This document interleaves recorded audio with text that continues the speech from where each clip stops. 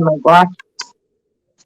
Welcome to Brave Indigenous Conversations with Joan Jack, and this is the first ever Brave Indigenous Conversations with Deadly Kookoms and Aunties. And I'm going to begin like I usually begin, which is reading a piece of writing I found that I absolutely love, and it's called Brave Space. Together we will create brave space because there is no such thing as a safe space. We exist in the real world. We all carry scars, and we all have caused wounds. In this space, we seek to turn down the volume of the outside world. We amplify voices that fight to be heard everywhere. We call each other to more truth and love. We have the right to start somewhere and continue to grow. We have the responsibility to examine what we think we know. We will not be perfect. It will not always be what we wish it to be, but it will be our brave space together. And we will work on it side by side. That was written by a Black woman, Mickey Scott B. Jones, and she's gone to the spirit world now. So, like I said, this is so exciting. Oh my God. I'm so excited. I can jump out of my Hold on skin. to your hat, I say. Your hat. Intro line, and then we'll get going. So, as those of you listening obviously know, I have a podcast. And then inside, those of you may not know that I also have a private Facebook group that I started in September 12th, 2020 called Deadly Kookoms and Aunties. And I have a small team of admins that we all do the admin work together because our group has almost 28,000 damn deadly cookums and aunties in it. And we have an activity rate, which is really significant, of 60% or over since day one. Like, I don't know how many of you have joined Facebook groups because your friend invited you and you don't want to hurt their feelings, so you just accept. But you never go look at the group, you know. I mean, I do that all the time. And so, as the creator of the group, I can see the engagement stats, and it's crazy. No Facebook groups have that steady engagement. So, and the admins in the group, Ann Ball, Mel Whitesell, and Sylvia Eastman, do an incredible job with me of just monitoring the group, because and then we're all helping each other in the group, because no one in a group of 28,000 women, no one sees all the posts. Nobody, not even the admins. You just see what you open up when you open it up and scroll for a while. But anyways, so that's the Deadly Kookoms and Aunties. So Roxanne has been a part of the group. Roxanne Shuttleworth has been a part of the group for a while, long while, since almost the beginning. And she posted in the Deadlies the other day, okay, Joan, I've caught up on all the podcasts that there's 26 episodes now. And, you know, when's the next one? And we had some loss in our community over Christmas, and I didn't feel like doing this. And so I was like, soon, soon. And then she private messaged me and she said, hey, Joan, can you have more than one guest on your podcast? I said, yeah. Why? She said, have you seen The View? And I was like, yeah, of course I've seen The View. Why? I still didn't get it, Roxanne. Like, even after you said it, I was like, yeah, I've seen it. She said, well, we should have Brave Indigenous Conversations with Deadly Cookums and Aunties. I was like, yes, we should. So I'm hoping that this is going to be our core group until it's not the core group. And then we'll have a guest, and we're going to do this once a month on the last Friday of every month. We started late today because we all had technical trouble, but you know, so what? We're here now. And like with the podcast, everybody introduces themselves, because I stand for the possibility that every human being is seen and heard as who they say they are, not who I see them as or who I say they are, but who they say they are. So that's why, you know, in our culture, people introduce themselves. Eh? Mostly all of our cultures, you introduce yourself, and people are happy to meet you. So we're going to go around a round of introductions first, and then we'll come back to the top. So we're just starting randomly with the way I see people. So I'm going to invite Charm, aka Dr. B. So we have our own doctor on the show. So Charm, Dr. B, would you please introduce yourself? Where are you from? Where are you sitting right now? Whatever you want to share. Okay, well, first, Joan, I really want to thank you for inviting me to participate in this. I'm really, really excited to be here and to be sharing as a group of Kookoms and aunties. I just think this is exciting. For viewers, my name is Dr. Barbara Harris, but I'm changing my name to Charm. That's why it says Charm Aka Dr. B. I live in Vancouver. I grew up in Alberta. I belong to the Cold Lake Band. My father was a residential school survivor. I left home at a very early age and came to Vancouver, and I've lived here most of my life. When I was in almost 40, I only had a grade 8 education because I left home very young. When I was almost 40, I decided to go back to school, and I spent 15 years in university to get to become Dr. B. And, taught in the university, did lots of whatever stuff, academic stuff for 15 years. And then I was also working from 2000 when I finished my master's. I was working in community as a mental health therapist, which I still do. Since 2009, I've been full time just being a therapist. Everything else. Finished school, left UBC, and I've just been a therapist since 2009 to now. That's all I've been doing. And yeah, I don't know what else. I'm getting I just wanted to get more into ceremony, and I'm back studying again, and I'm really happy about that.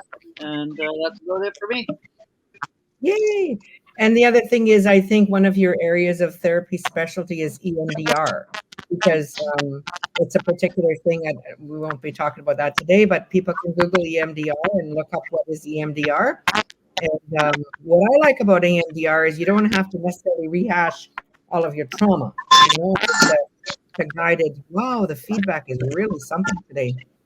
There's all kinds of. Now, what's Becky doing? She's going walk away. I wonder if we all mute while everybody's talking. We're not talking. What a good idea. Okay. Sorry to the listeners. There's lots of garble. So Becky and Roxanne, we're gonna. If you're not talking, you got to mute. Okay. How do you mute? Okay. I gotta figure that out. How to mute. At the bottom of this. There, you did it, Becky. You did it. Okay. How about you, Roxanne? Can you mute? Just to practice. For those of us driving along and listening in Spotify. Oh, there you did it. Okay.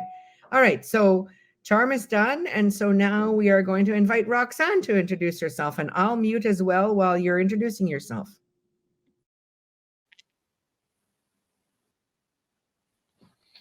Thank you, Joan. And hello, everybody.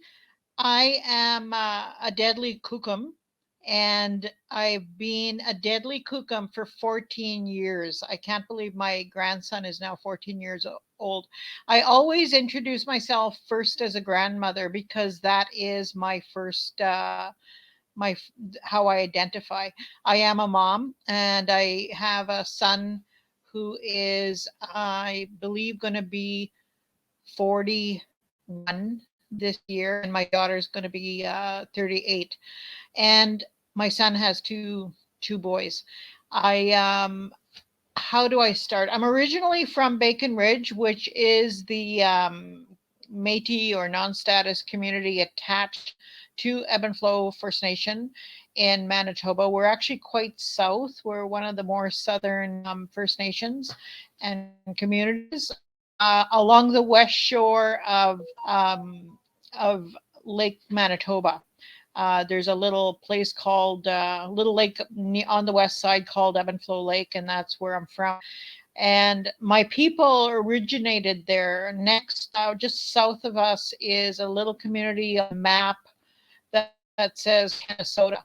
And it's actually originally, the original name was Manitoba House. And it was the first community in Manitoba.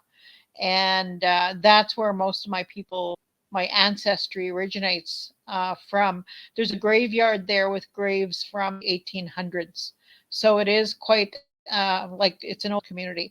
And so right now I am living in Dauphin, Manitoba, which is again just west of my community, less than an hour. I am planning to move home. I did have a business here, and it was Parkland Fabrics. The area I live in is Parkland of Manitoba. And I had a store there which closed a year ago, or 10 months ago. I just didn't survive COVID and all the things that go with it. So I'm moving home, and I do sell fabric from home. I left the University of Manitoba after 20 years, over 20 years in 2011, and went into business for myself, consulting.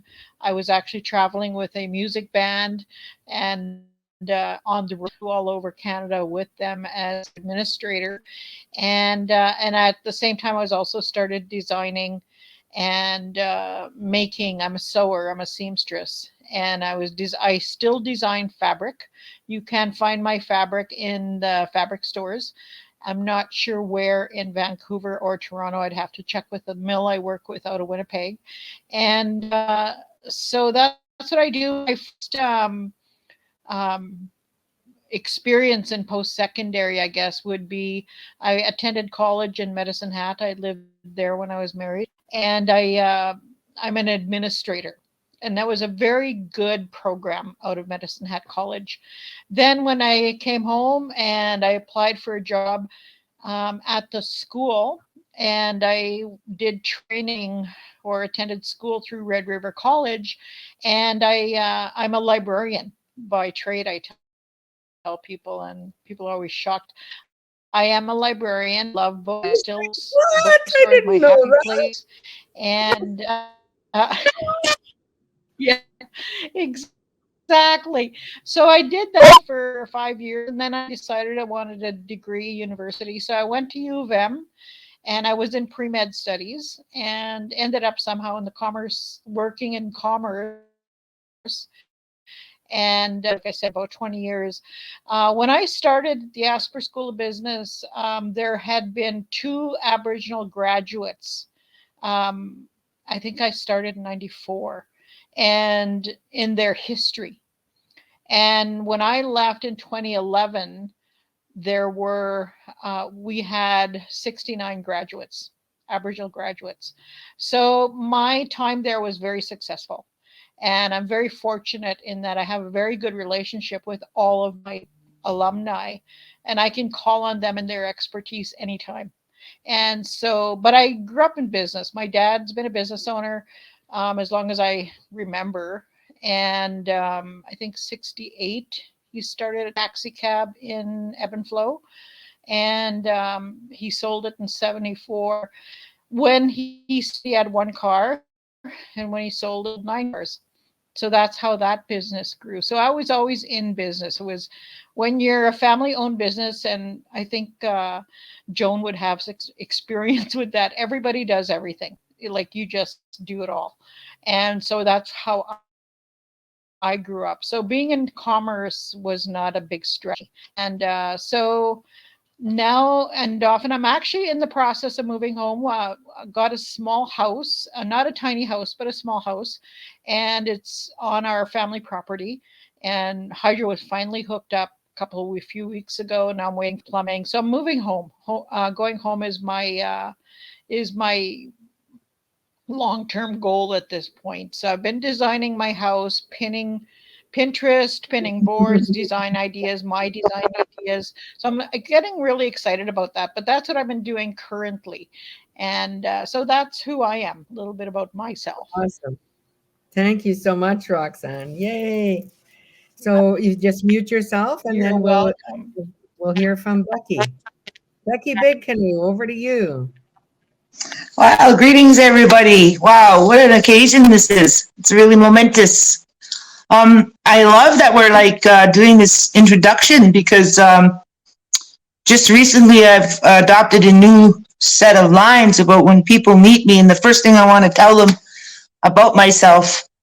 And so lately it's become, hi, I'm Becky Bickett, and I'm a carnivore and a recovering diabetic, I'll tell them, because I know that's going to get their interest. And then I also say, and I'm an unapologetic smoker, so deal with it, right? So that gets that out of the way, and then I'm ready for more questions. But really, I'm kind of interested in a lot of things, right? And different from you ladies, my trail was basically activism, different things. And like I started out early on the Leonard Peltier, Free Leonard Peltier Defense Group in Toronto as a youngster. God bless him, he's still inside too, eh?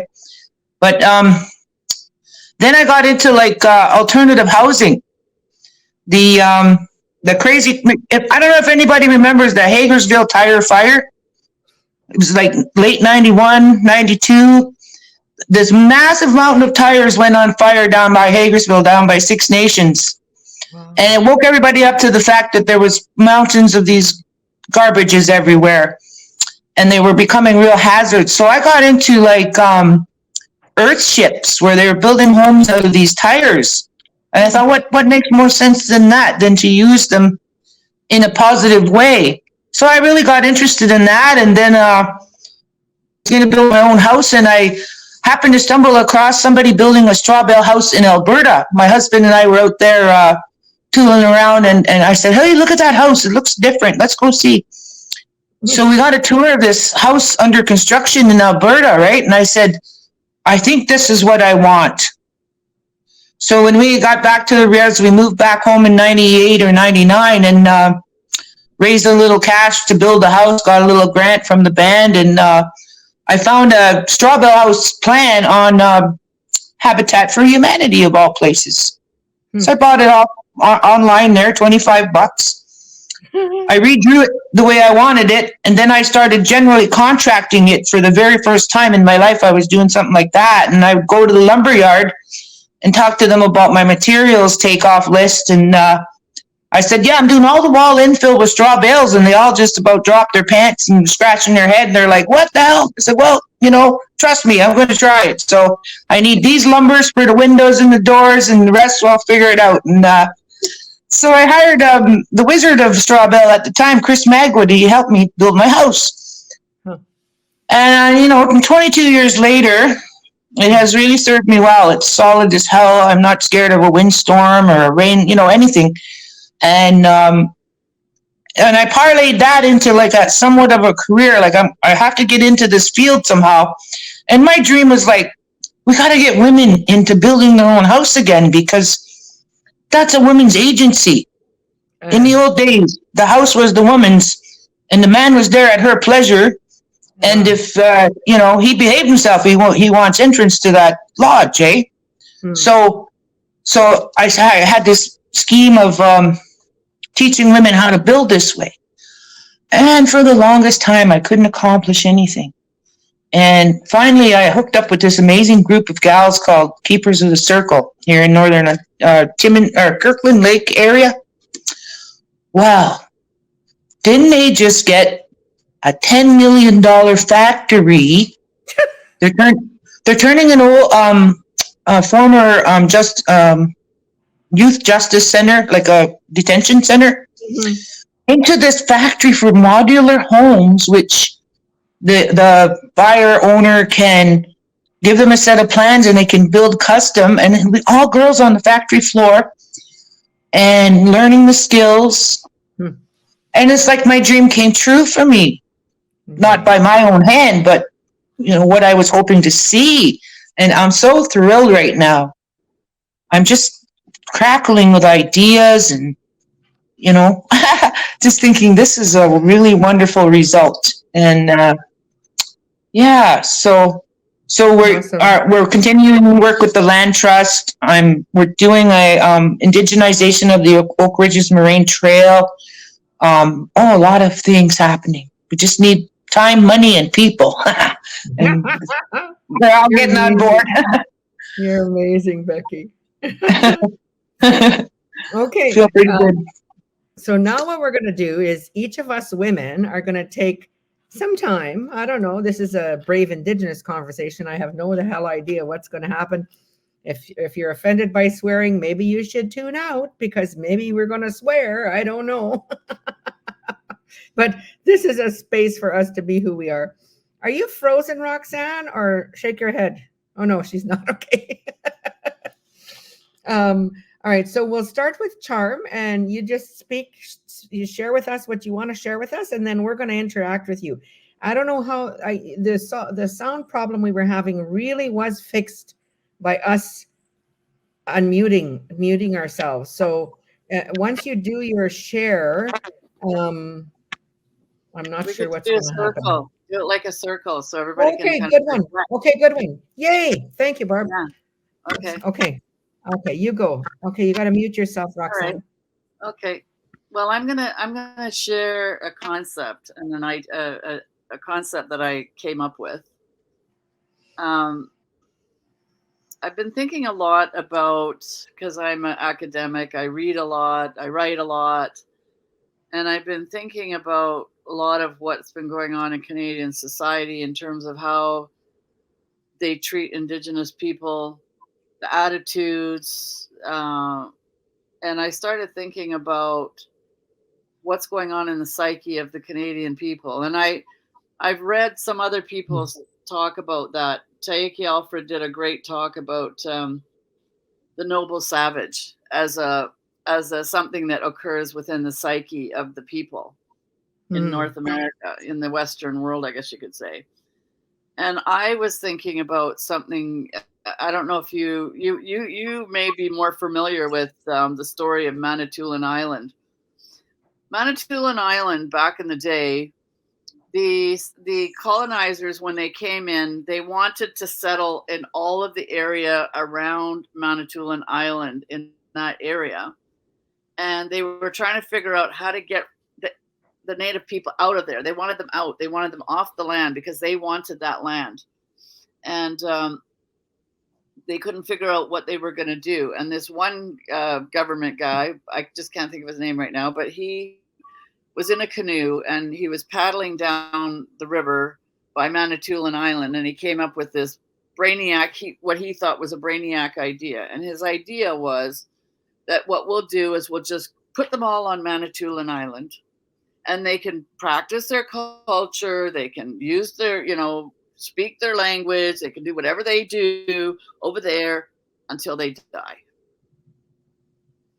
So I came up with the idea because of what I see. I came up with the concept of the Manitoulin Island syndrome as something that exists in the psyche of the colonized, the whole society, and that what we see in what I've seen. I also wanted to write a book called "Is Anybody Listening?" because when I think of all the research done about education and all the research done about health and all the research done about justice and anything where we're overrepresented, child welfare, you name it, all these things that we're overrepresented in, we always find that we're overrepresented in all the wrong places, as it were, it seems. And the idea is, if and we have communities that don't have clean water, we have communities that don't have they don't have adequate housing, really. There's not enough housing, and the housing in some communities is moldy, everything like this. So there's all of these issues. And even there was a book written in 1989 by Jeffrey York called The Dispossessed: Life and Death in Native Canada. And he talked about what was going on in a bunch of different communities. Like, it was just like a snapshot. Here's what issues here, issues here, issues here, issues here. And you can read the book 40 years later, 30 years later, or whatever, and we still have these same issues. And we look at missing and murdered women. They just nobody's really paying attention to that or giving it attention. The women on the pig farm that died on the pig farm. Okay, one guy went to jail, but mostly it got swept under the carpet. There's probably a lot more to that story than we know. The justice system, no matter how much research and how many people have built a career, researching the justice system for Indigenous people, there's still a lot of the same problems. The education system, all of these systems and I really believe that embedded in the psyche of the people is this Manitoulin Island syndrome. If we just ignore them long enough, they'll kill themselves, they'll kill each other, they'll die of a drug overdose, they'll just go away, they'll disappear, they'll start, whatever, something bad's going to happen. Whatever's going to happen to them, if we just ignore them long enough, they're going to go away. They're going to be gone. And in the US, I think they thought that was going to happen. And the Indigenous people are not as visible there as they are in Canada. And that's the idea that, I mean, it's very apparent there that they're just ignoring them, and somehow or another they've made them invisible, and everybody thinks they're gone. They're there, but they think they're gone. And they want us to be gone, and they just keep ignoring us, hoping that one day we'll be gone. So Manitoulin Island syndrome, I think this is so deeply embedded within the psyche on this continent that I see it all the time, and I'm just like, how do we uproot that which is embedded so deeply in the psyche of a nation or of a whole continent of people? So that's really my interesting. Yeah. Okay, so we're going to do this in a circle, which is great. Thank you so much, Charm, for pointing that out. We don't have any sound problem here because we're going to go in turn. Okay, Roxanne, you want to go first and give Charm some feedback about or share what happened for you when she was sharing? Yes, I've never heard that Manitoulin Island syndrome. I'm going to look it up and look for it. And yeah, it's I coined that what term I myself. see, like, okay. So what I see, and I agree with all these systems don't work. When I step back and I look at the bigger picture, they don't work for anybody. They're not only not working for us, they're working for anyone else in Canada. But what I see is, from my perspective, and I studied world history, and one of my majors was actually two majors was native studies and history. But in doing history, I also took some world history classes, and what I've come to conclude is that white people, non-Indigenous people, white people, I'll say white people, European people, they were colonized as well. But they were colonized so long ago, like I'm talking hundreds of years ago, it's not even their realm anymore. Whereas our colonization was actually recent. Theirs was hundreds of years ago. And in learning about it and Rome and how they took over and how they worked hand in hand with churches and in their colonization process of Europe. I mean, today, most people don't realize, for example, one of the few monarchies left, the British monarchy, it's the Archbishop who crowns the Queen or Queen. And everything is done hand in hand. And so now we've got that system here in Canada. We're still under the crown. And so for all the Canadians, and it happened actually quite recently in Quebec, who want the crown gone, get rid of the Queen, we don't need to be a British monarchy. They don't realize that in doing that, all the land reverts back to us. And Quebec found that out a few years ago when they were trying to separate. And then they were told, well, you actually only have about 10% of that province. If you separate, that's all you get. And so separation of Quebec stopped. We don't hear about it anymore because they realized the land belongs to us. So in listening to what you're saying about the systems, none of the systems are working. And in my opinion, we don't have justice system. We have a legal system. We don't have justice. There is no such thing in Canada. And education system, the thing about the education system, and there's actually a lot of research on that, is it was developed for an agricultural era. And we have not been an agricultural society for, again, about 100 years. So we left the agricultural era and we went into industrial era and we left that, and now we're in the information. And during COVID, it really hit home. But none of us, or none of our leadership has the brains or wherewithal to have taken advantage of what was going on during COVID.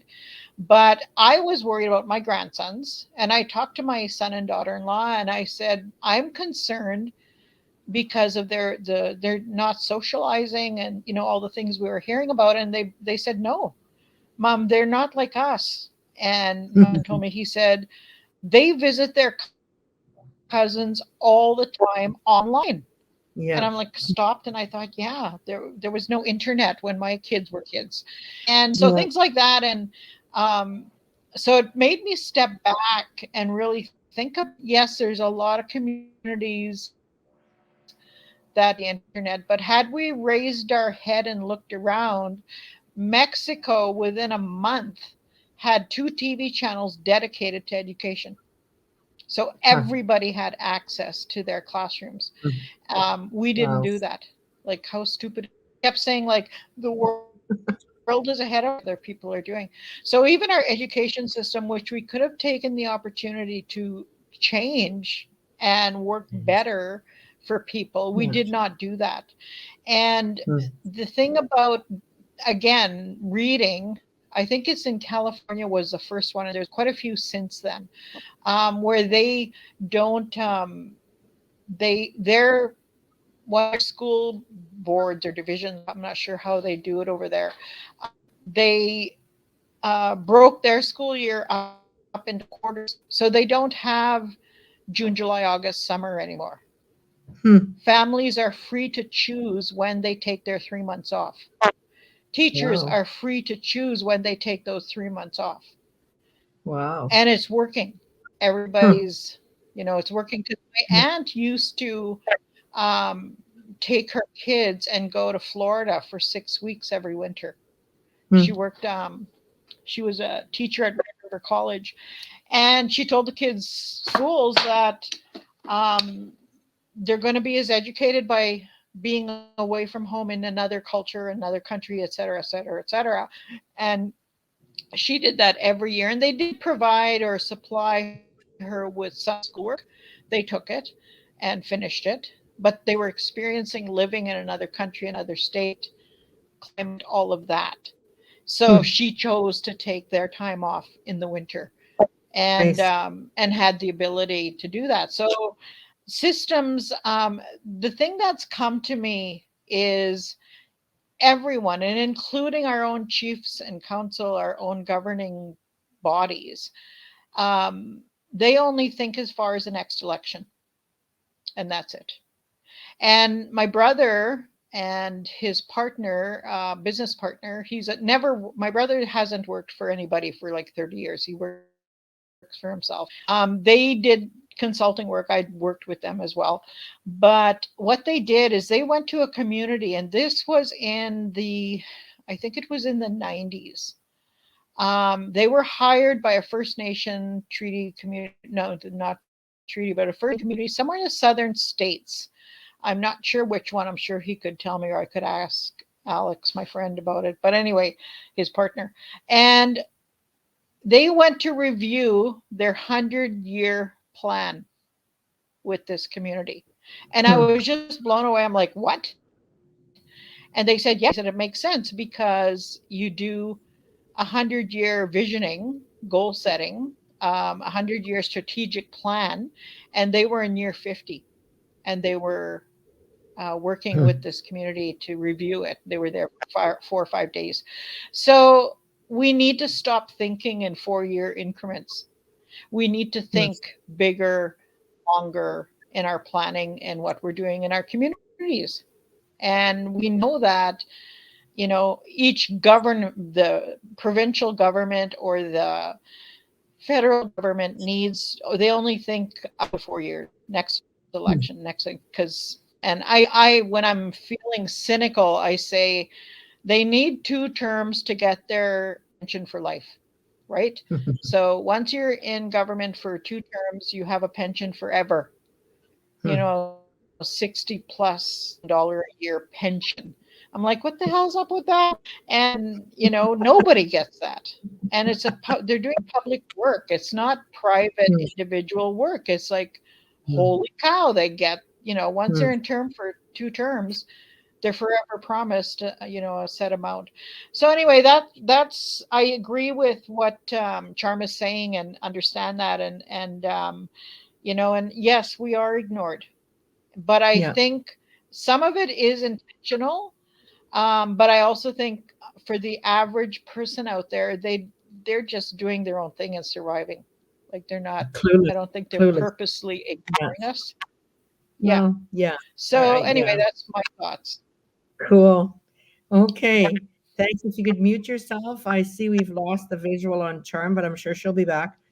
And I disappeared for a while because I'm having internet trouble here. But Becky, so what did you think of what Charm was saying about what she created? She's coined this Manitoulin Island syndrome, of basically, we're invisible. We're invisible, and they just keep thinking we're going to go away. Yeah, like they have a giant broom with which they can just sweep us under their rug or whatever kind of thing, right? Yeah. It is an interesting thing to consider because, it took place in a historical context in a sense, and yet it echoes to today. But it really, really took place at a time when there was basically 2 or 3 groups, 4 maybe, us and them, and us included us on the reserves, and like Roxanne was saying, the ones on the outskirts who were half breed or whatever they call it, different things. And on the other side, it was either English or French, but the English also included like Ukrainian and Norse and Russian and Doukhobor and like a lot of variety of European people, but they all agreed to set all that aside and become what they called Canadian, which English language for commerce and everything else. And they thus then put us through a program of having to adopt that language. And now I think I bet you if they took a look in hindsight, they'd say, man, we really bit ourselves in the ass doing that, making all the Indians learn the same language, because now we can talk to each other and plot accordingly. But I'm also thinking too, like the fabric of our country is changing daily. New scraps of colors are coming in all the time, and it's like the blanket that never was us. It was basically brown and white, but now it's getting a new mosaic of colors coming in the airports and ports every day. So what we're actually talking about now, we better start to talk about the future, because the attitude that the largely white past people had towards us is not the same as what new people who are coming in, who've had a chance to see our stories on the news and understand our struggles. They may be more sympathetic toward us, or maybe not, but they're beginning to make up a large part of the fabric. They're weaved in the cities and in the towns, and that's why we have a housing crisis. You understand what I'm trying to say? Yeah. And it's a very big part of our reality now. Because as their numbers increase, under the system as it's set up now, enables them to creep into the positions of power by the power of the vote, right? So these are things we need to consider. And the other thing is like Roxanne was saying, many of our children are now being educated by a computer, and also with there's teachings in common coming out of the United Nations Sustainable Development Goals, and all these teachings about the climate crisis and the need to get rid of oil and gas, and they have a whole suite of beliefs now that they're putting into the children. This is an indoctrination that's going on. Just like the old religion used to be, this is a new set of indoctrination, and all of these children are digital natives, where we were not, because we had to adopt it later in life. But for them, it's the pipeline of everything, of their understanding, right? So we have to kind of examine all these pieces of it so that we get a better picture of what we're dealing with. And now I've been in various places and listening in this lot of conversations, and what I'm getting in an overall sense is that everyone is feeling disconnected from other people. They're feeling isolated, alone, disconnected, unbelonging, things like that, right?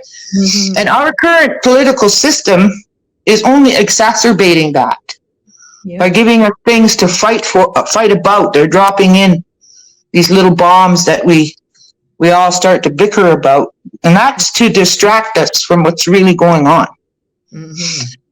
So a political system that works for the people is actually done by the people. And what Charm was saying there made me think about how,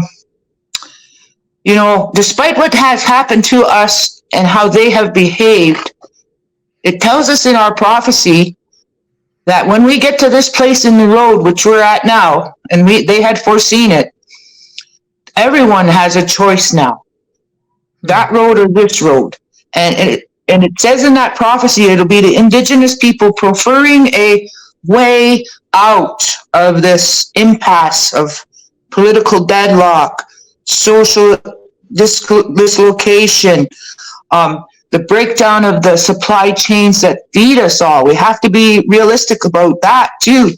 Like the economy is beginning to shake and ready to collapse. And when that does, it's only a few days of hunger that puts all people's minds strictly in survival mode. No longer can they think from their higher faculties. So what we need is a system in place that relates us, gives us all a voice, divests us of the need for a federal or provincial government, because all control will have to come back local when the systems collapse. So what we do is we design a kinship way, I call it, because I don't want to call it clan system, because clan system is ours of the tribal people. But kinship way can open up and include everyone by, if you take 12 kinship groups and assign every person to a kinship group, then they have at least that's their first level of belonging. I belong to this group, and we've got 12 of them.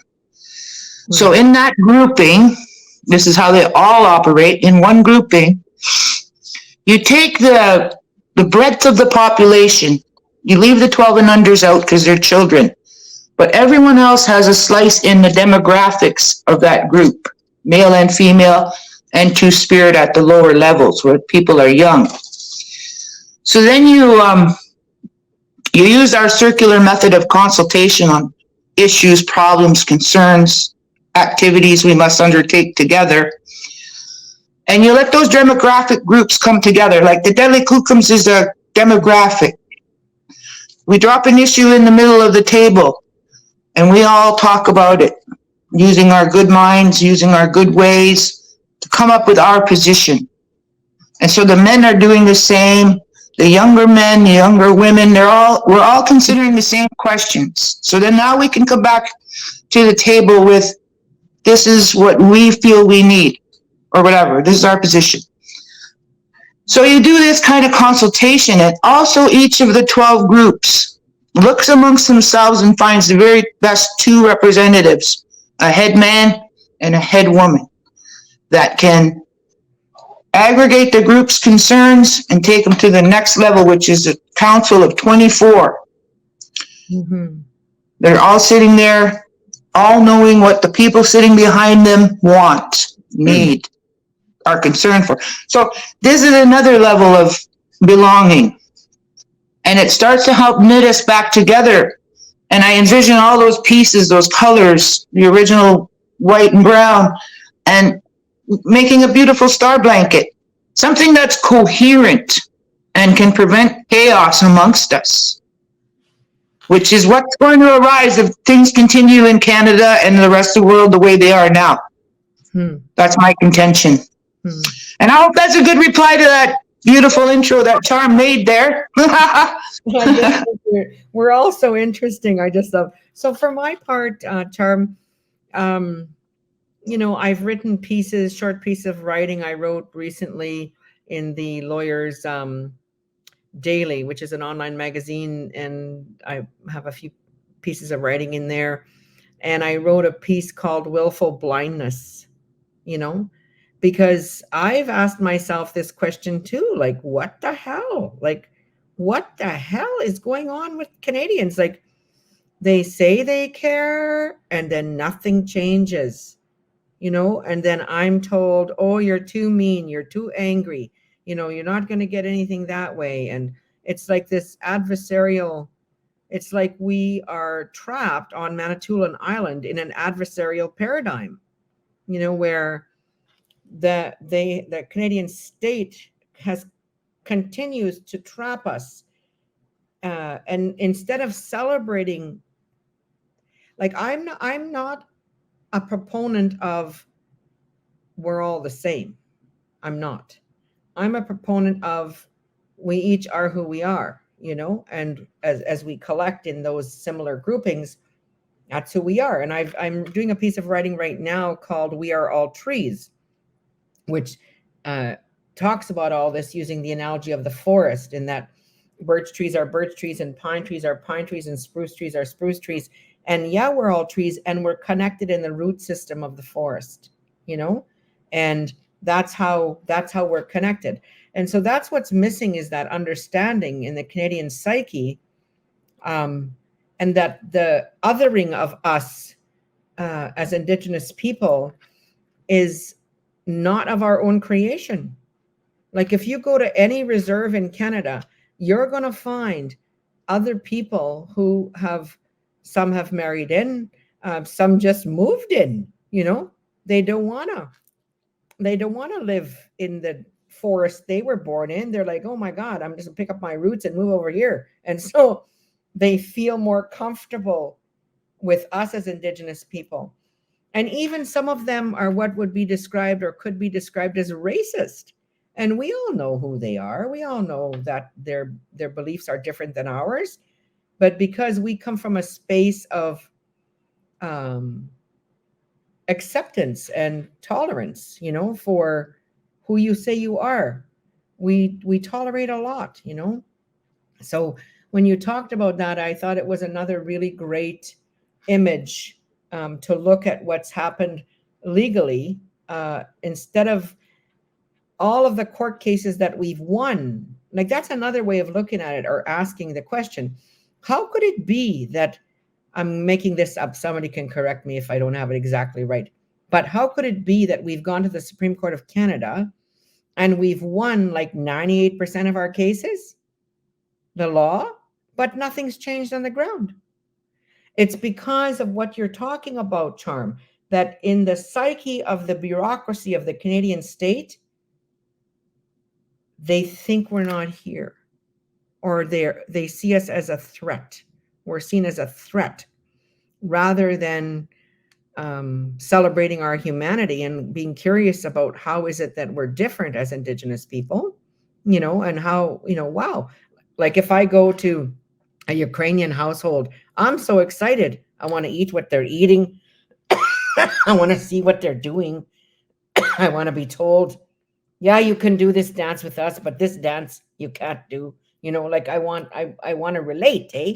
And I'm excited to do that. And that's a very Indigenous way of being, whereas other cultures aren't like that.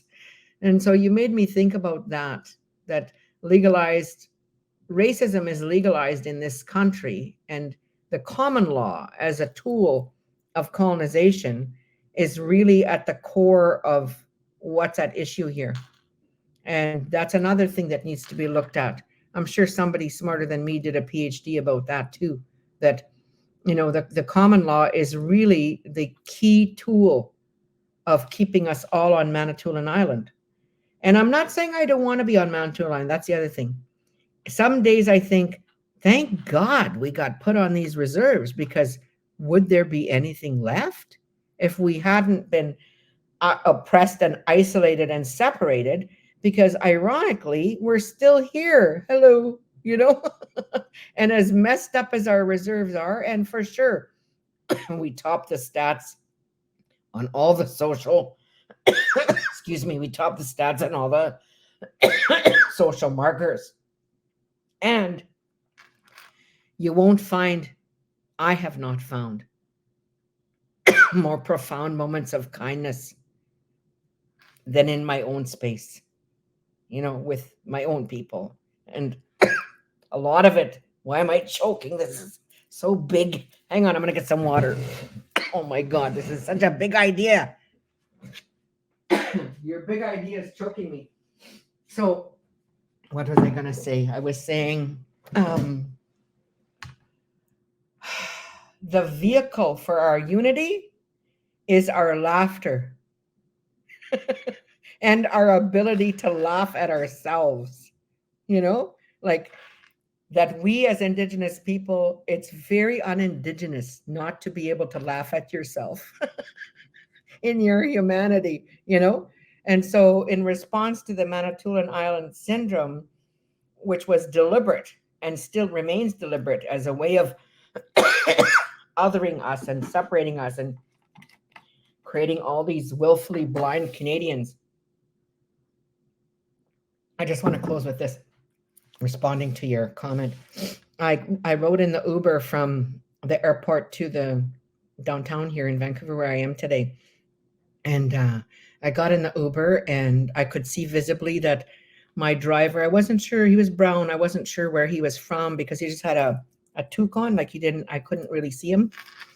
And I said, we greeted each other. How are you doing?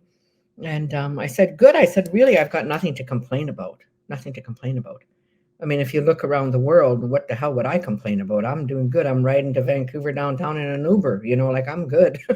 Blessed. I feel grateful, you know. And then he said, well, really, I've been taught that we shouldn't compare ourselves to others, that each of us has to just be grateful with what we have. And I thought, oh, this is interesting. So I said to him, of all the Uber drivers in Vancouver, I get a guru. And then he turned and looked at me and he said, no, I'm not a guru. And I said, well, who are you then? And he came from India and he was Sikh. And I said to him, you know what? I get really annoyed when white people say to me, well, I don't know anything. Can you teach me? And it's like, oh my God, go and inform yourself. And all the studies say, you know, it's not our job to teach people. They got to teach themselves. But I find myself in situations where I need a guide, you know, I need a teacher. So I said to him, I don't know a damn thing about Sikh people, nothing. I probably have anything that I know all mixed up and made up. And I said, would you spend our ride together to share with me anything you want to share about who you are as a Sikh? And he looked again. He said, I will.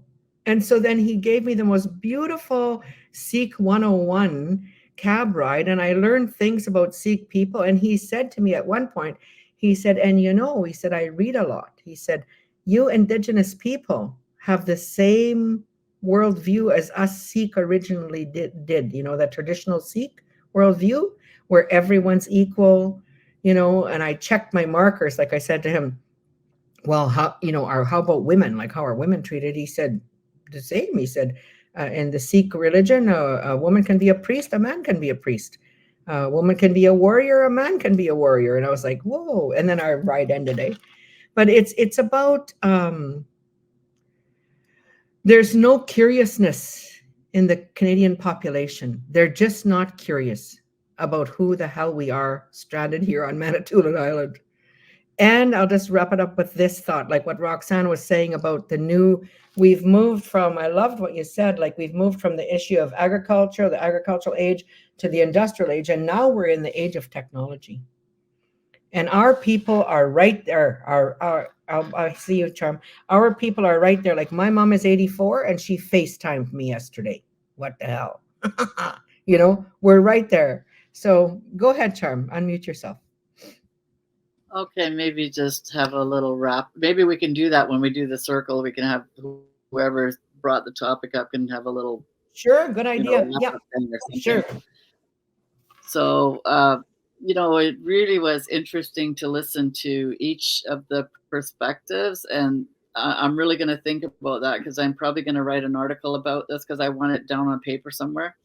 But as everybody was talking, there was a couple of things that came to my mind. And one, like, because I kind of asked a question, so what do we do with this kind of Manitoulin Island syndrome kind of scenario? And as was already shared, this idea of, how to, my interpretation of what was said was, how do we find the common ground, as people walking on this earth, versus being caught in all that division. Like, we need to kind of get the common ground. And, with what Becky was saying, I mean, I think the way things are going right now, that's the only way it's going to work moving forward, is that, it's going to be people to people finding common ground, working together to work through what's going to come. So I really, I'm right on board with you with that, Becky. I thought, I want your number. We got to talk some more. But I was thinking about a couple other things too. So, I was just, the repetition. I was thinking about, the Royal Commission on Aboriginal People, the Truth and Reconciliation, and all the recommendations, how they're not being followed. So that was just kind of more examples of how it isn't really working. My thing is typing as what I'm saying here. I don't know why.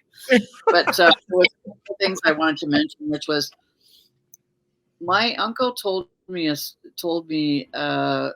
one time. He said that there was a medicine man who said, from our area, who said that one day the children were going to come home and bring back our culture. And this is a very interesting thing, which I connect to something I heard another elder say on. I was watching a show on APTN about intergenerational trauma, and they were talking about the residential schools, and they had a mother and daughter on there talking, but they brought this elder on, and she talked about blood memory, and she said that that while we carry the trauma of our ancestors, we also carry the healing, the wisdom, the power of our ancestors from before that. So I've kind of really internalized that, because, as my uncle said, there are certain things that have happened that have happened to me, that I know that when he was saying that our young people will come back and bring back our culture, I'm part of that, because, I mean, he's in his 80s, right? I was in my 40s or something when he said that. And it does apply to us. We are, and it is in our DNA. It's not something they can't take away. The other thing was, I made a note here, was so there's a question also. I'm not, going on the conversation, but just bringing up the point that the question of who rises up, who leads the way, and why. Like, what is it in those people that are leading the way, such as yourself, Joni, all of you, you're leaders, and what is it? What is it that makes us who we are? And this business of rising up, like, this is a really important aspect, is the rising up, that we, well, not only did we not die, but we're rising up to it. This is a really important part. And there's a woman, I think about, something that Roxanne said. I mean, it cuts across a lot of different cloth. It's not just the Indigenous people of Canada. I mean, this is happening all over the world. It happens to women. It happens to, minority groups, people with disabilities, all kinds of things, people with addictions, whatever, mental health issues. There's a lot of this, othering and wanting people to just disappear. But there's this woman that when I was doing my PhD, I read this book by she's a philosopher who never was really recognized for her work. She wrote a book called The Sovereignty of Good. And in that book, she said that clear vision commands right action. And I think all the research is supposedly a jab at providing clear vision so that there will be right action. That's what we would like to think. And the big issue in the Aboriginal kind of conversations is that the problem is that a lot of people have exploited us doing research, and it all sits around collecting dust. and there is no follow through. Like, does anybody else even read it after you wrote it? Like, okay, you got a, maybe you got a short grant, or you got tenure, or this or that or the other, but how did that benefit the community? And what happened with it besides it's collecting dust? And I think those of us that are the rising up, I think the thing is that we say, that stuff needs to come off the shelf, because the wisdom of our people is there. It's all around us. It's there. It's in our psyche. It's in our blood. It's in our DNA. But it's also sitting on a lot of people's shelves, being ignored too, and that has to be brought out. So I don't know. That's just kind of a couple of thoughts. I really appreciate all of the things you guys said, because I am going to write an article about this and try and get it published. And I think each one of those things is important things to think about in terms of who's going to be even reading that. So I really appreciate what everybody said. And I think that's the question, is those of us that rise up, how do we tweak that in the souls of all of the other people? Like, how do we tweak that and help them to just rise up too? So anyway, that's my awesome. little I think we're going to go around one more time. And then what I'm thinking is, we've already... Can I just say something to what Charm just said there, the last thing she said? Sure, because not only do we have that common language now, but we also have AI now, and anything printed or spoken can be translated into all the languages, just like that. And so we have a lot of newcomers here that haven't even picked up the English language yet. If we're so kind as to inform them of everything that we've already informed the people of, bring them up to speed. Because like I said, they are growing in influence in our country. We don't even know them. Like what Joan was saying, we don't even know them. We need to be able to be diplomatically armed into being able to communicate with them and understand each other, just like you said, Joan. So I'll leave it with that. Nice. So I think I'd like to offer Roxanne some little closing comment on this point, and then I'll make one, and then let's just do a circle check and see where we're at. Go ahead, Roxanne. Did you have anything more to add on this point?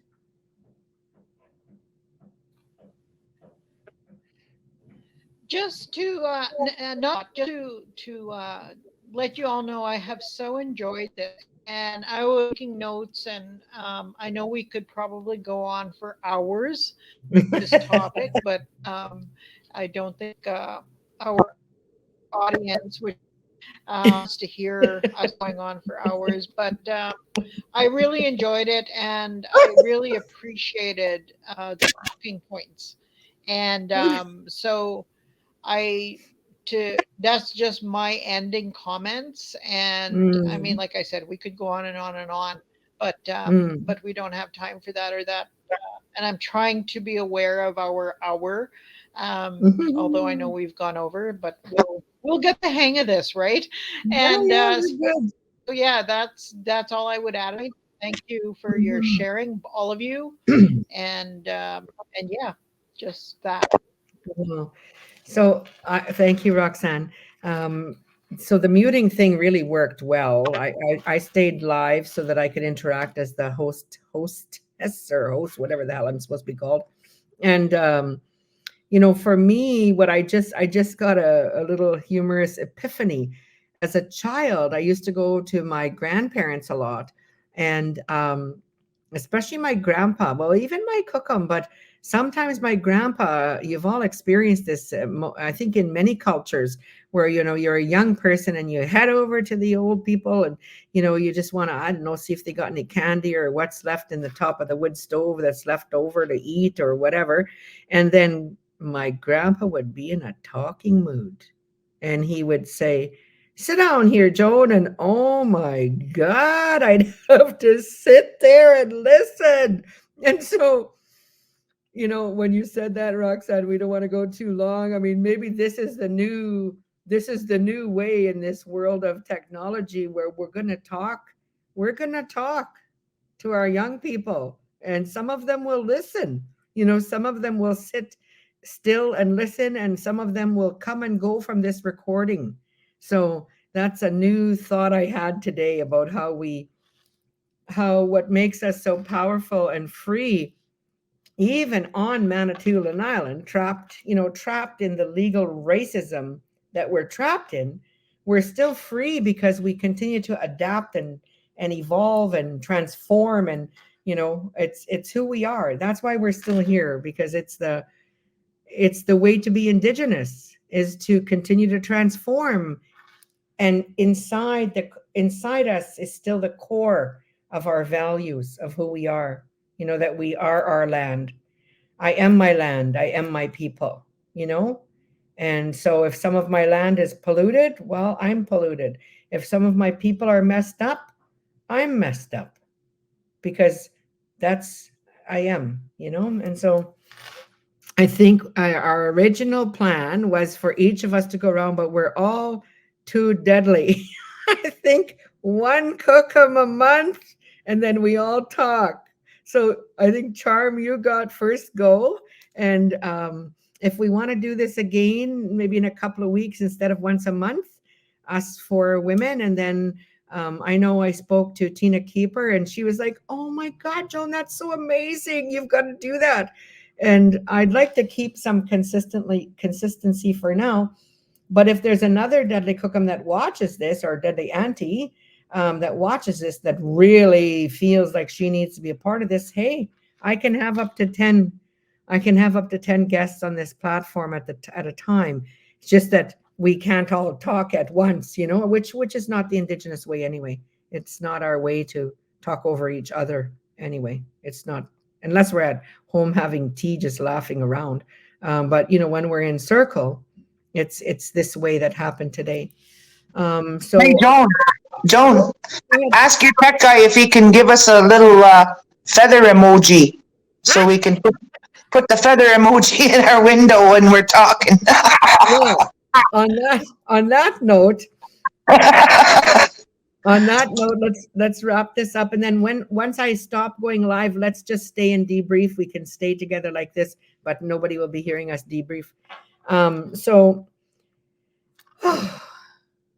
wow, that was so amazing, so powerful. I feel like we're at the start of something big, and your request for the feather emoji in the space of podcasting, for me personally, I have found my niche. Like, I have a PhD in visiting, man. I can visit till the cows come home. We can all talk now, right? We can unmute and talk. Well, after, wait till we get offline. We're not yet. Okay, sorry. I'm just gonna do the closing, and then I'll let you know when we're offline. Okay. So we'll all just bullshit. So with each other. So in closing, what I wanted to say was that today, I think we've created, the four of us, we've created something very good based on something very old, and in the space of something very new, So Brave Indigenous Conversations is typically, and will continue to be, individual conversations. And now it's evolving and morphing into collective conversation, which is beautiful. I would love to have these collective conversations with men, with young people, with whatever, I'm just so excited. And so everybody needs to subscribe, boy. Hit the subscribe button on my YouTube channel, because it looks like no one's listening. And yet I go places and people were like, "Oh, I was listening to your podcast. It's so good." So even my guests, not mentioning any names, I don't know if anybody on here has not subscribed to my YouTube. And then go into the YouTube and share some of the other episodes, because the new world of technology is all about the algorithm, And then in lieu, Becky, to respond to your request, this does cost me something now. I pay for the StreamYard, I pay for another platform, and I pay for my editor. And I'm not whining, I'm just saying what's so. And so there are costs associated with doing this that I'm, happy to cover right now. And as we grow, like those big podcasters, they have sponsors, and then I would get an editor who would edit it, and we wouldn't be live anymore because we would have to edit in space for the commercials of the sponsors. That's how this all goes, unless we manifest something else. I don't know what. But the podcast model is, it's not live, it's edited, and then the podcast sponsors commercials are in there, because that's the whole framework of media, and social media. So, and then lastly, and then we'll stay and visit offline. These earrings are MMIW. Brave Indigenous Conversation is all about the earrings, because, hey, I'm an earring addict.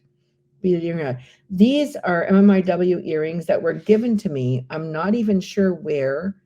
Somewhere on the ride that Charmaine William Larson and I and other Native American women, we were the two Canadians, did in 2019, the Medicine Wheel Run with our bikes.